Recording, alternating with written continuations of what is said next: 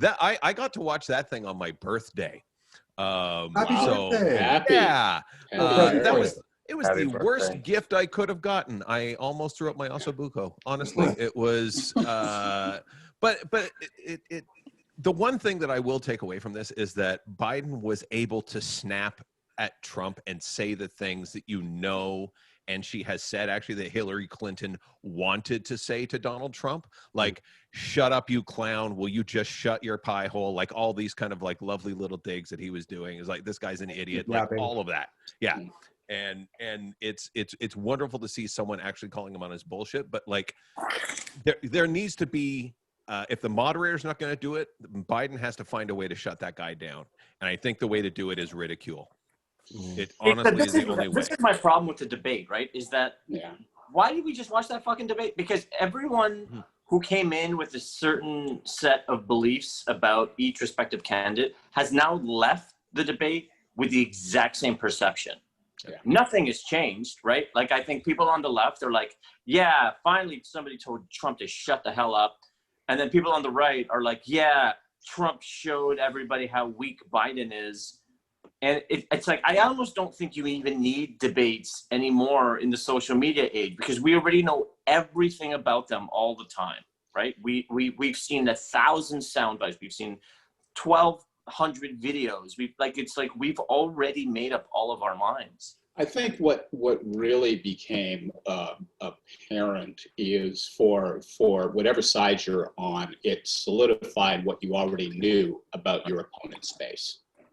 Right. That's like what I came out of it with is that Biden really doesn't understand the breadth of his base. Right. He gives lip service to it, but most of his base is not his. It's not his constituency. Right. It's not the people who put money in his pocket and make America work in a way that he wants it to work. And Trump. It was like he made it really clear that his base is really angry about the reevaluation of the Western, right? And white American myths. One of the things that really hit me, we're living in an age of the techno nerd, right? Where it's the technological the boys and girls who are on top of technology, who are dominating the economy. And for folks coming from a 50s perspective, especially a white American perspective of puissance, of physical strength, of dominance through violence, that is a hard pill to swallow. I would also add, however, just giving it some more historical perspective, Barack Obama's first debate against Mitt Romney, people thought he lost. Yeah. People like he was the incumbent, so he was trying to maintain his base and because he was ahead in the polls. So that's what, as an incumbent, you try to do. You try to not screw up. You try to not say something really stupid. However, as opposed to this debate, I think regardless of what Joe Biden did or didn't do, I think Donald Trump's statement about the Proud Boys may come back to haunt him. For those of you who don't know, during the debate, Donald Trump was asked to denounce white supremacy. And instead of very quickly and very easily saying white supremacy is wrong, which is easy to do, he said, well, what group? Like, what group are you talking about? And the host said, well, the Proud Boys, for example. And immediately, almost as if it were rehearsed, he said, stand down, stand back, and stand by. Back and stand by. Yeah, yeah.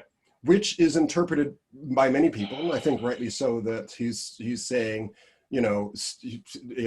don't do anything yet until I get elected, and then we're going to kick some ass. I don't see how this hurts him. He's already said this. This is just Charlottesville 2.0. This is just, it's just, that's what I'm saying. It's like everybody already knows this stuff, right? White supremacists are part of his base. Jake, are you worried at all about an outcome if Donald Trump becomes president? Like, you've got family down there, so are you maybe a little worried about what's going to happen if he becomes president again? So some of my family are Trumpers. Whoa. Yeah. So Yes. at least, so at least, you know, here's the deal. So I know I'm going to take that back. Maybe they're not Trumpers, but they are Republican, and they will be Republican from the day they. So do they vote? I don't know if they vote for him, but I mean they're part of the process, right? So they're not voting against them; they're with them, in my opinion. So do I worry? I worry a lot about a lot of people in the U.S. right now, and the problem is it doesn't just not them; it impacts the rest of the world because this show that he's putting on is drama. He knows, so the man knows how to get people. Like, so I'm not saying he's a good president, but he understands people's psyches in a way that when he riles them, then we talk about it. We give him press. We give him all this stuff which he wants. So what it does is that it spreads it out to the world. So it gives all the people in the U.S. when they travel, it puts them in bad places. It puts them, oh, you're American. It gives people a bad, negative feeling about that. Even I'm myself, I'm like so fed up sometimes with the American people, and I'm like, I went to school there. I'm connected, and I'm still like, my God, like wake up, people, right? And so it's even given me bad feelings. And we already know his stuff. Like for my community, he sucks. Like, don't even want to talk about that, right? But so I just think that, like, you know, it's dangerous all over, all the stuff that he says. And the fact that he didn't stand up and say, I absolutely, you know, denounce anything to do with white supremacy is so dangerous.